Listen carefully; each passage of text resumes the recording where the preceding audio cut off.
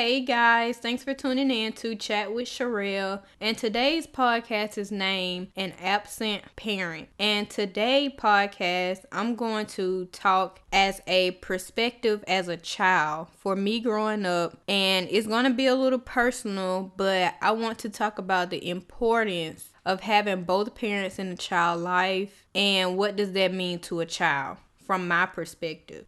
In society, I know it is expected for a woman to be the single parent, but I just want to shout out to all the guys that are being a single parent and maintaining the single parent role, because I know it's hard just by watching my mom bring me and my brother up. So I know it's hard as a single parent, and it's mostly women, and most of the time the men don't get the respect or the kudos that they deserve for being a single parent. And this podcast is not to belittle anyone that is being a single parent, but I just want to emphasize on how important it is to involve the other parent, whether it's the woman or the female, because it weighs on the child throughout life and their adulthood. So first, why is it important to co-parent or have both parents in the household? So I just want to talk about some of my personal things from growing up in a single parent home. So for me, it's important to have both parents around because it strengthens a child. It helps a child have trust. It helps a child know how relationships are supposed to be. When you're in a single parent home, sometimes it's hard for you to trust other people. And whether it's the same sex or the opposite sex, it can have trust issues in the child as that child becomes older as a teenager or as an adult. And then as far as a relationship, for me personally, as a female being in a woman single parent household, relationships tend to be hard as I became older, because I look at some of my relationships basing it off of the relationships my mom have been through as a single parent. So the upbringing of a child, it weighs heavy from what that child has seen or heard throughout life. And then as a single parent, I want you to think about, would you rather co-parent or would you rather be together? Because sometimes people don't co-parent because they really want to be with the other person. So they would rather for that person to not be a part of their child's life or a part of their life, really. But in the end, they're really hurting the child.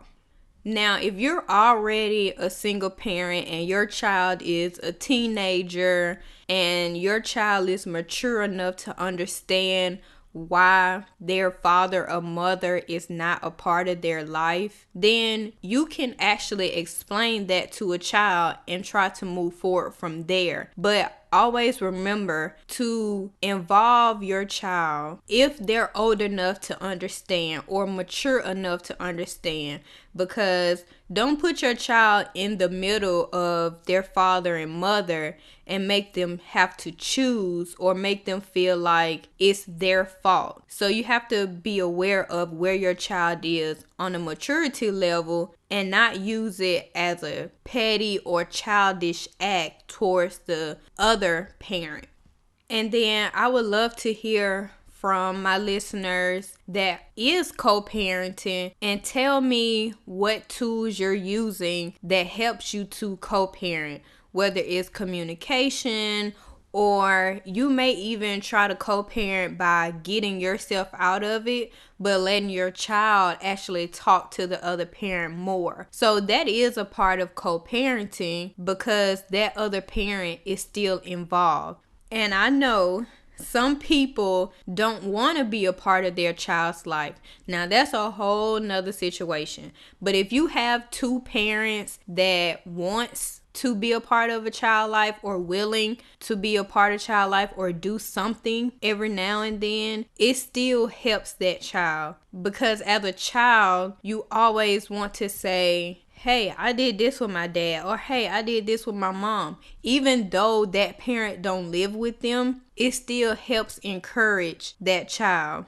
And then for my single parents, something that you should ask yourself, would some situations be easier when you co-parent, or do you feel like you can do everything for your child on your own? If you're a woman raising a boy, could you teach that boy everything he needs to know? Sometimes a woman can't even teach a little girl everything she needs to know. So think about that. If you're a male raising a little girl, do you think you can teach that little girl everything she needs to know as a woman?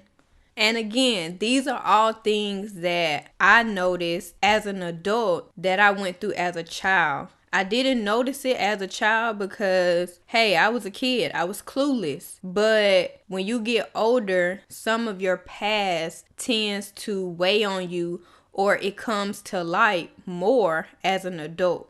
And some things I've seen and heard from other friends that I have that was in a single parent home, sometimes the parent tends to make a void for the absent parent, which means a woman having a new boyfriend or new husband, and now that man is taking a role on this child. That is all good, because I thank all of the men and women that step up when they have stepchildren in their life. But can that boyfriend, girlfriend, husband, or wife actually fill that void for that child? And personally, I can tell you guys, no, that is not the answer. It may be hard or it may be convenient for that single parent at that time, but that child still needs their biological parent. And I know a lot of times some men and women have the pleasure of being called dad by some children that are not their biological children, which is fine. But in those cases, I feel like it should be for the unwilling parent that don't want to be a part of their child's life. Because if you actually have a parent that want to be a part of a child's life, and you're just trying to fill that void, it hurts that child in the end. But if you have a parent that just don't want to do anything, I'm talking about absolutely anything, then you do have that option to have that man or that woman to be a great mother or a great father to your child.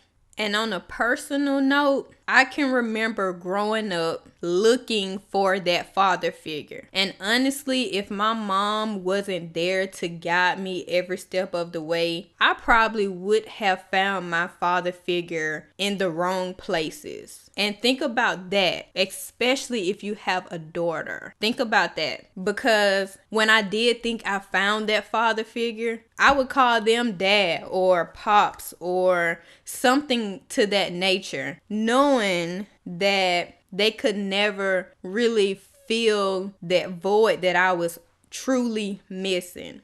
And then you have some parents that really just don't get along with the other parent. And think about, as a child, hearing some of this stuff, whether it's coming from your parent or other family members, what happens to that child mindset of that other parent? Because remember, I said earlier, maturity. Don't bring your child into that situation until you feel that your child is mature enough, or your child is showing the maturity in their own life. Now, as I got older, I began to reach out to my dad on my own. And we build our own personal relationship outside of my mother. Nothing against neither one of them, but I have grown to love and share things with my father that I feel like sometimes I missed as a child. But think about some of the children that don't have that opportunity when they get older, or they have heard so much bad stuff about their other parent that they don't even wish to involve their other parent in stuff. I think for me, when I got older, I began to think about how much of an impact my grandparents were to me and are to me, that I decided, hey, when I have kids, I'm not going to block my kids away from my father just because we didn't have a relationship when I was growing up. Because I want my dad to be a part of my children's life because of how much an impact my granddad was to me when he was alive, and how much of an impact my grandmom is like right now in my life.